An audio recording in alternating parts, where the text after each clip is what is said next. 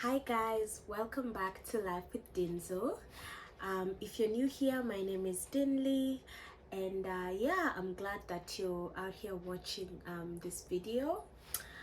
So happy new year. First of all, today is the 5th of January 2023.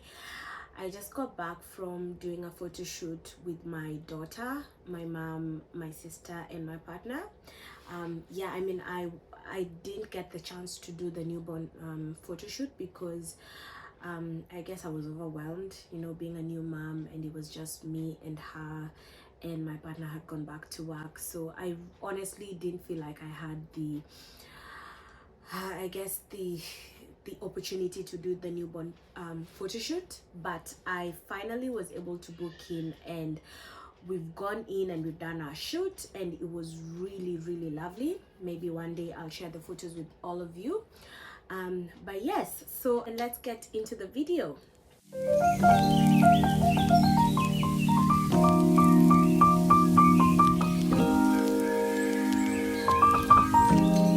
I'm going back to talk about my very first day moving to Melbourne, Australia, which was in August 2016.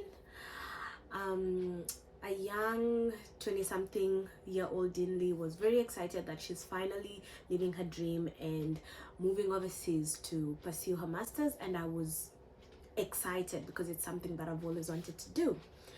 And I don't know why I had this assumption in my mind that moving to Australia is going to be like, when you watch all the movies and all the series of, how colleges when you're overseas, that's sort of like the notion that I had. That is what I thought my life would be. But honestly, that was not the expectation. Just like my partner always says, situation kwa ground, it look different. So I remember it was winter because we usually have winter between June and August. So it was sort of like the last month of winter, but it was still really cold. And I mean, coming from Nairobi, I had never experienced winter. This was going to be my first time. So what I did was, when I was packing, because I remember I got my visa like on a Tuesday, and I knew that I needed to leave because I was already running late, and I knew the school had told me that if I was not able to fly in during that week, the first week of August, then I would have to I guess defer to the next semester, and I didn't really want to do that, I guess because of visa purposes. So I was very eager and keen to come. So I remember when I got my visa, it was sort of like, I think it was on a Wednesday, my agent called me and told me, your visa is here. And then I was working in Nairobi. I was actually an F&B coordinator. So I only knew I had literally from Wednesday to Sunday before I can fly to Australia. Yeah, so I was excited, had a very short time to pack. I remember my sister helping me to go and buy suitcases, and honestly I got a duvet and I got bed sheets because I didn't know what I was coming into. And for me, because I didn't really know anyone in Australia, I was going to come and stay in school accommodations. So everything was all set, packed and ready, and literally by Monday the following week, I was on my flight to Melbourne. Now, let me tell you, the flight to Melbourne is 23 hours. It is very long, and I had the middle seat, and I don't know why I took the middle seat. I always loved the aisle or, window seat, but I was in the middle seat. And to be very honest, I remember I didn't know how to, I think, retract my seat in the plane. So I remember for the better part of my flight from Dubai to Melbourne, honestly, it's like I was seated like this. I was very stiff. Anyway, long story short, so I pack up my bags. I carry one or two jumpers because I have this notion that it's winter. It's probably not that cold. I don't know what I was thinking. And yeah, my mom, my sisters, everyone are there saying goodbye to me, and off I go. So yes, go through border control, and then I'm off. I land in Dubai. So I had my ticket and I knew I needed to go to Melbourne. So silly me, I decided to start looking for gates that have Melbourne without reading my ticket. I was just looking at Melbourne, Melbourne, Melbourne, Melbourne, any flight that is going to Melbourne, and I don't know why I thought it's probably just one flight to Melbourne. I have no idea what I was thinking, honestly. I think it's just your first flight, my first overseas flight. Probably I had the jitters, I don't know. Anyways, so get to Dubai, I get lost because I go to the wrong gate. Then I realized that this is not actually my gate because they were boarding, and when I went to show them my boarding pass, they told me no, your gate is actually on the other side. So I had to sprint to the other side because my layover was what, I think 3 hours, and I'd already wasted 1.5 hours, close to 2 hours sitting there and waiting to board. And by the time I was rushing to where my flight was, they were already boarding. So that was my welcome to overseas flying and all that. So yeah, so I finally made it to my flight and I was off to Australia, and I was excited. I really was excited. So 20 something hours later, I land in Melbourne. I am tired. I have not slept well. I am hungry for some reason. I am pressed, like I am extremely, I feel very filthy. I don't know, because I mean when you're in those Airbuses, you know, like those really big planes, it's super cold. So I was freezing there. Good thing they give you a small blankie and socks, and I was really freezing. And I was seated next to this really large man who was on this side and some lady on this side, and there was a child sitting at the back, and he kept on kicking my seat the entire flight, honestly. And I did not retract my seat as previously mentioned. So I had such a rough flight to Melbourne. But anyways, I'm still excited. I get to Melbourne. We're still in the airport, so you have to go through border control, and I was on my way to arrivals. So Melbourne airport is really big, really beautiful. Good thing is there's signs everywhere. I mean, you can't get lost. If you're reading, it says exit, so you just follow the direction to exits. So I go all the way to exits. Now I had because I didn't know anyone, the school had organized transportation, so they would come and pick me up, then drop me to uni, and then I'd be taken into my dorm. So I get there and I see this man holding a sign that says Dinley. And yeah, so I go to him and I'm like, yes, I'm Dinley. He's like, okay, good. Then you know what he tells me? His first words were, is that the jacket that you have? Because it's really cold outside. And I think, oh, maybe he's exaggerating. It can't be that cold. And I walk outside, and I'm telling you, I went back in because it was freezing, and I had this tiny little jumper that I'd worn, and I thought it was going to keep me warm. It was so small, and this guy felt really bad for me. He literally gave me his jacket, and I wore that, and we were in this pickup truck and on our way to Latrobe. So I'm just sitting, I'm looking around, I don't know what to say, you know. I'm excited. I was honestly excited. And it was what? It was like, I think 8 p.m, but it was pitch black. It looked like it was midnight. So we drive, we get to my school, and then he drops me off at accommodation, like where they have the, what is it called? It's like the offices, yeah, where they have the offices, but it's now after hours. So I have to wait for after hours to come there and get me, and then take me to my dorm. So we were given, the good thing is they'd already prepared my keeper. So you're given a pink thing that you wear on your arm, and you have your ID, your, like your school, not your school ID badge, more like your key pass. Yeah, it's a key pass. It's a card that you use to open the door. So you're given 2 of those, and you're told you need to either wear the wristband at all times so that it can go in, or you have the card. Otherwise, you lock yourself out. So I get my things, they take me, they leave me in the dorm, and then they go. So it's my day one. I'm in the dorm all by myself. I don't have any Wi-Fi passwords. I have nothing, you know, like I am just there. I did not bring a multi-plug, so I have not even charged my phone to tell my folks that I'm here. I just want to have a shower, make my bed, and sleep. And it was still freezing, and there was a heater. Well, okay, there was a heater in my room, but I didn't realize it was a heater until later on. Like, honestly, until like almost a month later. That's when I knew that was a heater.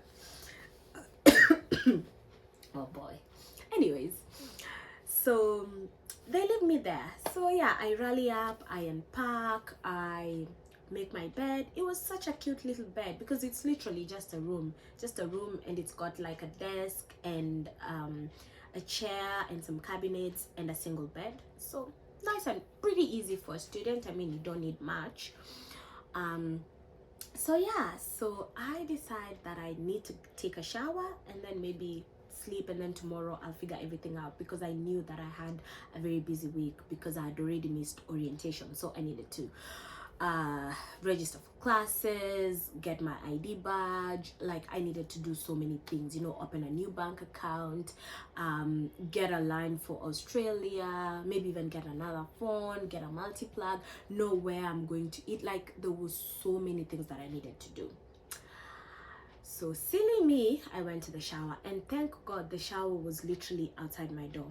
So I go into the shower, I have my nice long shower, and then when I'm coming out, I realize that I'm not wearing my band and I don't have my key card, which means I can't get into the dorm.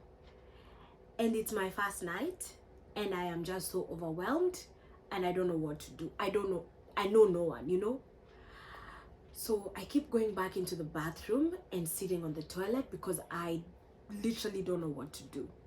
So I want to cry because I'm thinking, what have I done? Why am I here? I just want to go back home. I just want to go back in Kenya. I don't know. Like, I felt so overwhelmed. I was hungry because I hadn't eaten. Like, I was sad. Let me just say, I was really sad. So I probably stayed in there for almost, I think, half an hour, you know, just sitting on the toilet, crying my eyes out, feeling sorry for myself because I don't know what I'm going to do. And then I said, you know what, Dinley, you are a big girl. You wanted to come here, so you need to rally yourself up and get things done, you know? So I got out, and then I said, I'm just gonna knock on people's doors until someone opens up for me and they let me in. And mind you, it's just me and my towel, and it's still cold, you know, like it's still winter. As much as they've got heating in the dorms, it's still cold. So I knocked the first door, no one opens. The second one, no one opens. But thank God the third door that I knocked, someone opened, because our dorms were very interesting. It's like 3 rooms onto one side, then you have your bathroom and toilet, and then there's a corridor, another 3 rooms, a corridor. Like, it was pretty spacious. So it's not like in high school, the way when I say dorm, it's one big hall and people are just sleeping there in cubicles. No, this one's actually your own tiny rooms. So it was pretty private.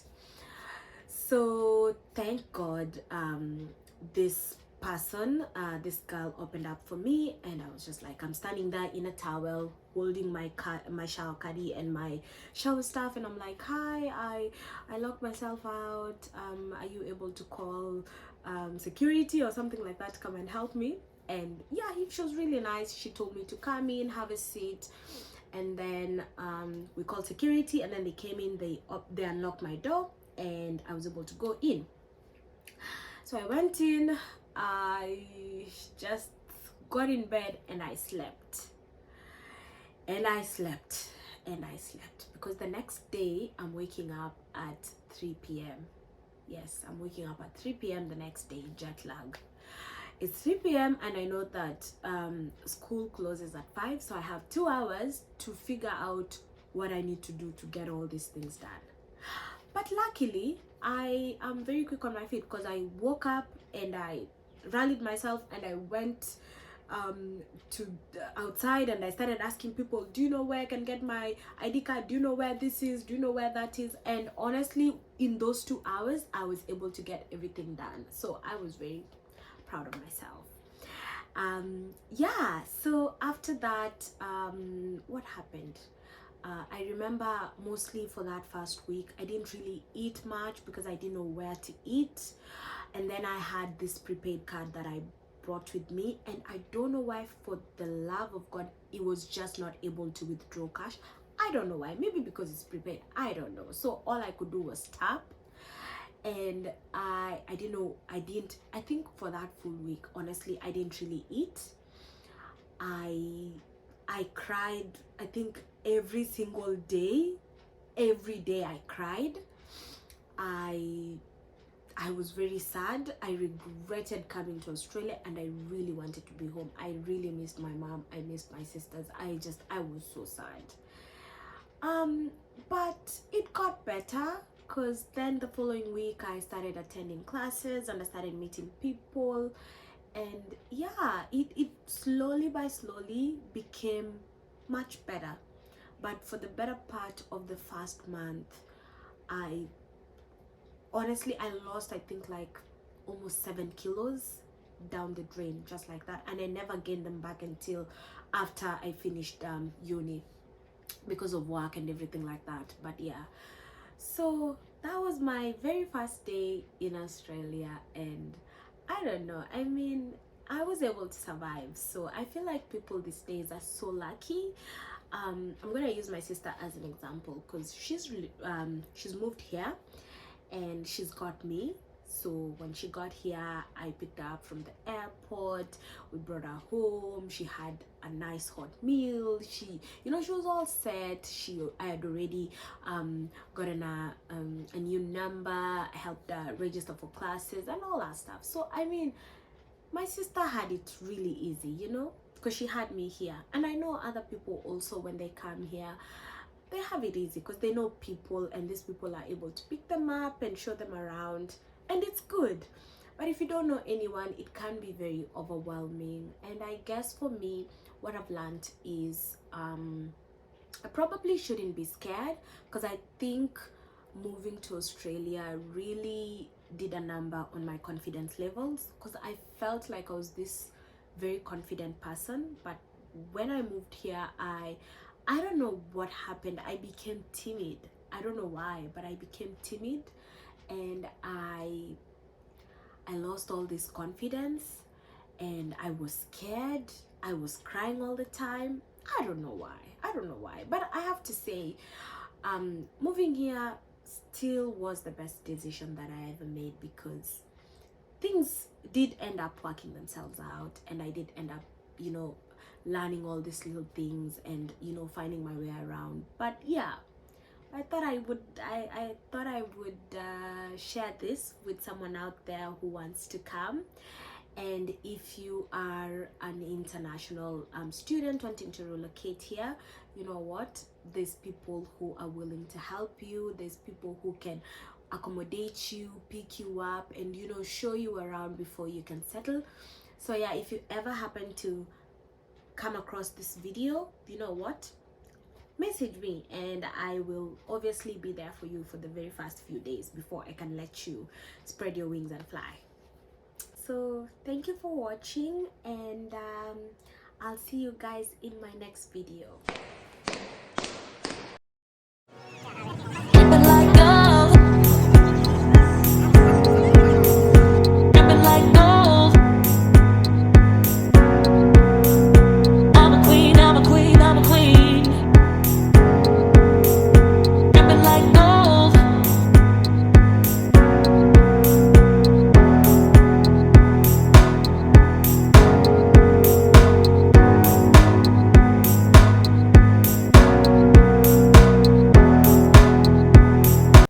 So today, being 1st of January 2023, we decided to go on a little drive to wine country. We were headed to Yarra to go fishing.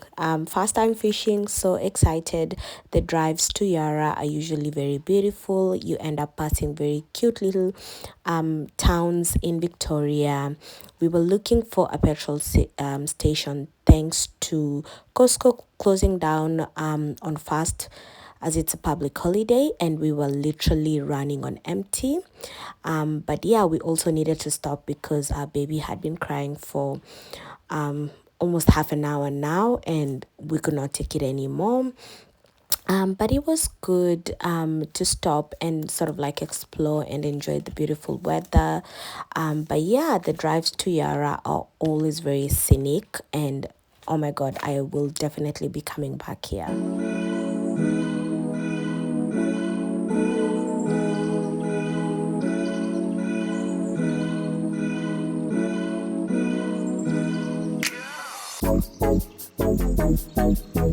Finally made it to Buxton Trout and Salmon Farm. Such a beautiful place in Victoria, somewhere in Riara. I definitely recommend this to anyone who loves fishing. This was my first time to go fishing, and yeah, I'm yet to see what's in store. When you drive in, they've got tiny little lakes and ponds whereby you can fish. They've got sitting areas, barbecue areas. Isaac was able to teach me how to hook and fish, but I was not able to catch anything, unfortunately. But it was still such a good time, regardless. So yeah, if you love fishing, check out Buxton Trout and Salmon Farm, and you'll have such a great time as we did.